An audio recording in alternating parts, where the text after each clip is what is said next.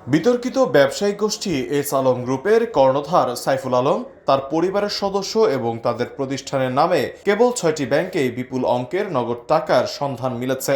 এ অর্থের পরিমাণ প্রায় 26,000 কোটি টাকা। এস আলম, তার স্ত্রী ফারজানা পারভিন, ভাই আবদুল্লাহ হাসান সহ পরিবারের অন্য সদস্যদের পাশাপাশি বিভিন্ন প্রতিষ্ঠানের নামে এই টাকা ব্যাংকগুলোতে জমা আছে। জাতীয় রাজস্ব বোর্ড এনবিআর-এর কর অঞ্চল 15-এর এক অনুসন্ধানে প্রাথমিকভাবে এ বিপুল অর্থের সন্ধান মিলেছে। এনবিআর-এর সূত্র বলছে, ওই কর অঞ্চলের কর্মকর্তারা ব্যাংকে জমা পুরো অর্থ কর বিভাগের আয়ত্তে আনার উদ্যোগ নিয়েছেন। এস আলম গ্রুপের বিরুদ্ধে নামে বেনামে ঋণ নিয়ে টাকা প্রচারের অভিযোগ রয়েছে।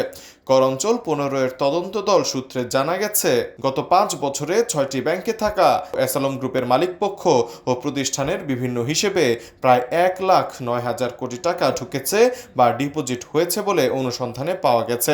এর বেশিরভাগই ঋণের অর্থ হিসেবে জমা হয়েছে।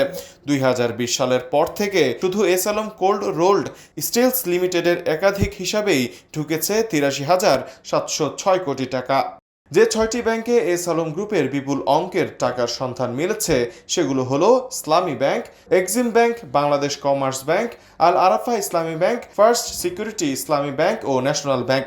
এর মধ্যে এক্সিম ব্যাংক ও আল আরাফা ইসলামী ব্যাংক ছাড়া বাকি 4টি ব্যাংকই সরাসরি এস আলম গ্রুপের মালিকানায় ছিল। এছাড়া আল আরাফা ইসলামী ব্যাংকও ছিল এই গ্রুপের নিয়ন্ত্রণে। 6টি ব্যাংক থেকে পাঠানো তথ্যে দেখা গেছে, এস আলম গ্রুপের সদস্য ও তাদের প্রতিষ্ঠানের নামে ব্যাংকগুলোতে জমা আছে 25,965 কোটি টাকা। বাকি ব্যাংকের তথ্য যাচাই বাছাই চলমান।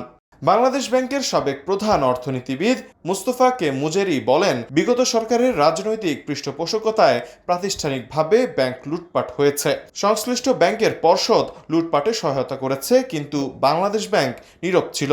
বাধা দেওয়ার কেউ ছিল না, কারণ সব পক্ষই সুবিধা পেত। 2017 সালে ইসলামী ব্যাংকের নিয়ন্ত্রণের পর ব্যাংকটির চেয়ারম্যান ছিলেন সাইফুল আলমের ছেলে আহসানুল আলম। ব্যাংকটির বিতরণ করা 1,75,000 কোটি টাকা ঋণের বিপরীতে প্রায় 88,000 কোটি টাকা এস আলম গ্রুপ একাই বের করে নিয়েছে বলে ব্যাংকটির নতুন পর্ষদের পক্ষ থেকে বলা হয়েছে। আহমেদ কৌশিক, দেশ বর্তমান।